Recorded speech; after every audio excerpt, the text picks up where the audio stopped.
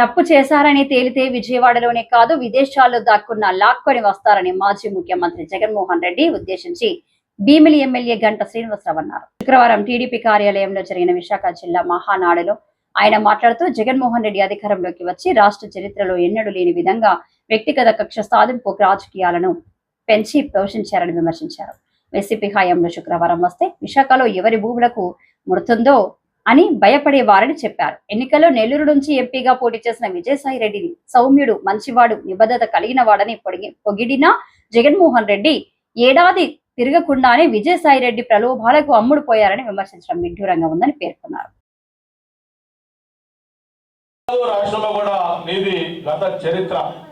నేను గతంలో చెప్తా ఉండేవాడిని, తెలుగుదేశం పార్టీ అధికారంలోకి రాబోతా ఉంది, వైఎస్ఆర్ పార్టీ అనేది మునిగిపోతున్న పడవ అని చెప్పని. ఇప్పుడు అది మునిగిపోతున్న పడవ కాదు, మునిగిపోయింది. మనం చరిత్రలో పాఠ్య పుస్తకాలు చదువుకోవాలి. ఒకప్పుడు ఈ టైంలో వైఎస్ఆర్ పార్టీ ఉండింది, ఇలా అధికారంలోకి వచ్చింది, మళ్ళీ ఆ తర్వాత ప్రజల చేత్కారానికి గురయ్యి పార్టీ ఇలా ఇదైపోయిందని కూడా చరిత్రలో చదువుకోవాల్సిన పరిస్థితి వస్తూ ఉంటుంది.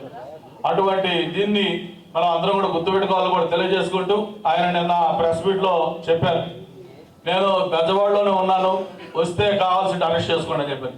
జగన్మోహన్ రెడ్డి గారికి అర్థం కాదు ఏంటంటే, ఆయన చేసిన తప్పులు తేలిన తర్వాత ఆయన విజయవాడలో ఉన్నా, విదేశాల్లో ఉన్నా, లేకపోతే ఎక్కడున్నా లాక్కొచ్చి ఖచ్చితంగా అరెస్ట్ చేస్తారు.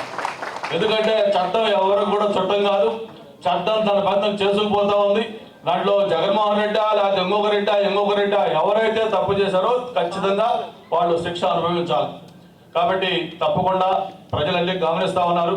ఆయన చివరికి ఏమంటున్నా అంటే, అంతకుముందు కరెక్ట్గా సంవత్సరం క్రితం నెల్లూరు పార్లమెంటు సభ్యుడిగా ఎవరైతే మన నెంబర్ 2 విజయసాయి రెడ్డి గారు పోటీ చేసినప్పుడు ఆయన పక్కన పెట్టుకుని భుజం మీద చేసి, మా సాయన్న చాలా మంచోడు, చాలా సౌమ్యుడు, చాలా ఉత్తముడు, నిబద్ధత కలిగిన వాడు, ఇటువంటి వ్యక్తిని గెలిపించని కరెక్ట్గా 1 year బ్యాక్ ఎలక్షన్ ముందు నెల్లూరులో చెప్పాడు.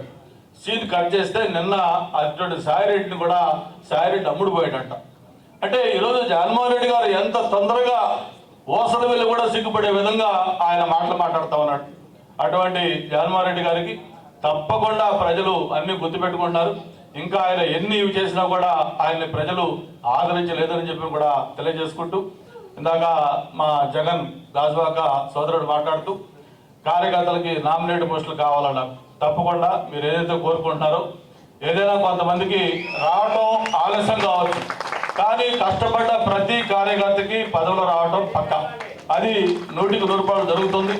అటువంటి భరోసా మేము అందరూ కూడా తీసుకుంటామని చెప్పి కూడా మరొకసారి తెలియజేసుకుంటూ అందరూ కూడా ధన్యవాదాలు. Thank you very much.